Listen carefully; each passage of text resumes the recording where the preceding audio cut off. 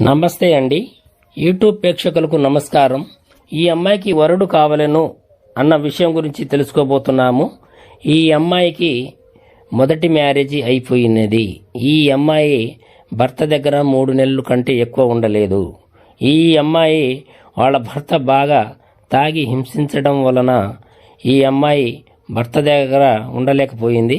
ఈ అమ్మాయి వయసు 25 సంవత్సరాలు. ఈమె యొక్క తల్లిదండ్రులు చిన్నప్పటి నుండే చనిపోవడం జరిగినది. ఈ తర్వాత ఈ బాబాయ్ దగ్గర ఉండి ఈ అమ్మాయికి ఆస్తి 3 ఎకరాలు ఉంటుంది. ఈ అమ్మాయికి మంచి చదువుకున్నవాడు కానీ జాబ్ హోల్డర్ ఎవరైనా ఉంటే ఎవరైనా చేసుకుంటే సంతోషంగా చేసుకుంటాననే ఆలోచనతో మా మ్యారేజీ బ్యూరోకు ఇవ్వడం జరిగింది. ఈ అమ్మాయి 10th క్లాస్ దాకా చదువుకున్నది.